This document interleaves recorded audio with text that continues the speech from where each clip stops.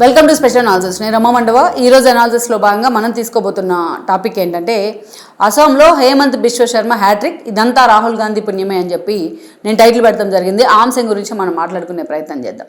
ఇక్కడ చూసినట్లయితే బిశ్వ శర్మకి ఎలాంటి బీజేపీ బ్యాక్గ్రౌండ్ లేదు, ఎలాంటి సంఘ బ్యాక్గ్రౌండ్ లేదు. అయినా సరే ఈరోజు బీజేపీని హ్యాట్రిక్ దిశగా అసోంలో లీడ్ చేసే ప్రయత్నం చేస్తున్నారు. అయితే ఇదంతా రాహుల్ గాంధీ పుణ్యమే. నిజంగానే రాహుల్ గాంధీ వేసుకున్న సెల్ఫ్ గోల్సే ఈరోజు అస్సాం లాంటి స్టేట్ని కూడా ఆ స్థాయిలో బిశ్వ శర్మ చేతిలో మూడోసారి పెట్టాల్సి వస్తూ ఉంది. అయితే గతంలో ఏం జరిగింది అనేది కూడా తన్నోటితోనే బిశ్వ శర్మ చాలాసార్లు చెప్పే ప్రయత్నం చేశాడు.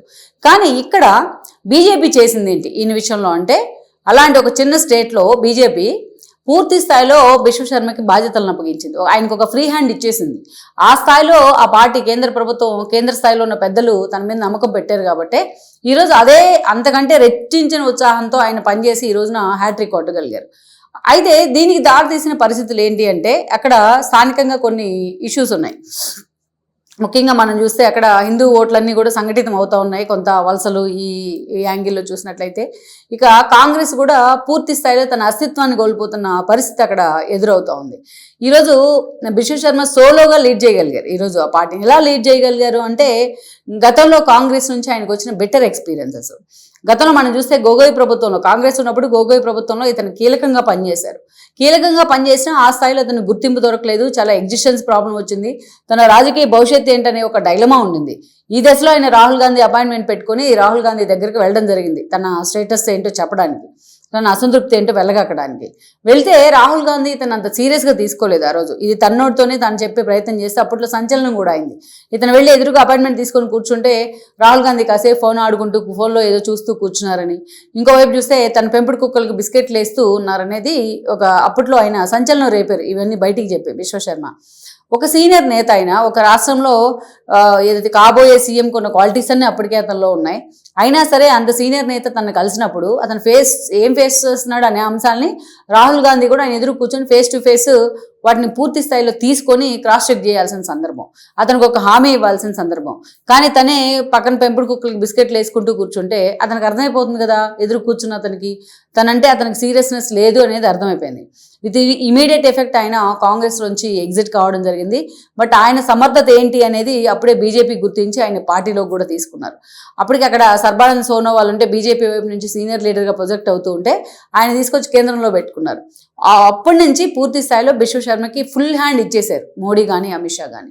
అప్పటి నుంచి ఆ స్థాయిలో పార్టీని బిల్డ్ చేయడం వల్ల కానీ బీజేపీ ఎక్కడో లాస్ట్లో ఉండింది. అలాంటి దాన్ని తీసుకొచ్చి ఈరోజు ముందు వరుసలో పెడతాం. కానీ కమిటెడ్గా తన మాట్లాడే మాటలు కానీ, విగరస్గా తను వేసే డైలాగ్స్ కానీ, కాంగ్రెస్లో ఉన్న బెటర్ ఎక్స్పీరియన్సెస్ని ఎప్పటికప్పుడు బయట మీడియా ముందు షేర్ చేసే విధానం కానీ, ఇవన్నీ అతనికి ఒక ఇండివిజువల్ ఇమేజ్ తీసుకొచ్చాయి. ప్లస్ అటు బీజేపీని కూడా బాగా ఫోకస్ చేస్తూ వచ్చాయి.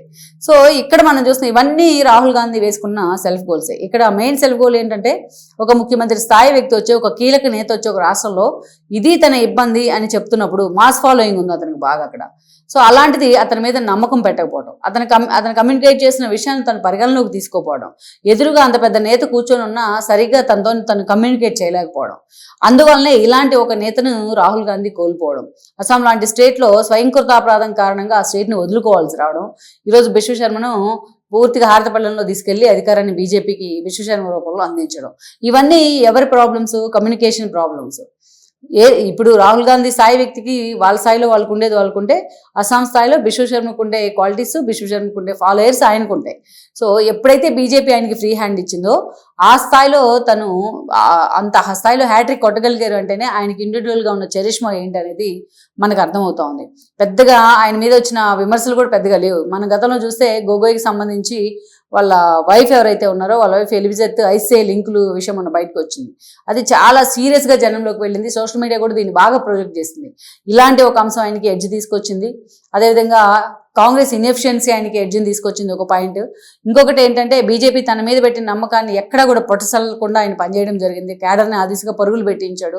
దట్టు జనాన్ని ఆకర్షించే విధంగా తను వేసే డైలాగ్స్ కానీ, తను మాట్లాడే విధానం కానీ, ఇవన్నీ కూడా ఆయనకి వ్యక్తిగతంగా కొన్ని ఎసెట్స్ అని చెప్పుకోవాలి.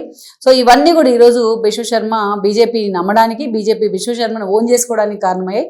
అందుకే అక్కడ రాహుల్ గాంధీ సెల్ఫ్ గోల్ కారణంగానే ఈరోజు ఆయన హ్యాట్రిక్ కొడతానికి కూడా ఈ పరిణామాలు కారణమయ్యాయి. మరోసారి ఎదురులేని విధంగా బిశ్వ శర్మ ఈరోజు సీఎం స్థానంలో కూర్చోబోతున్నారు అస్సాంలో.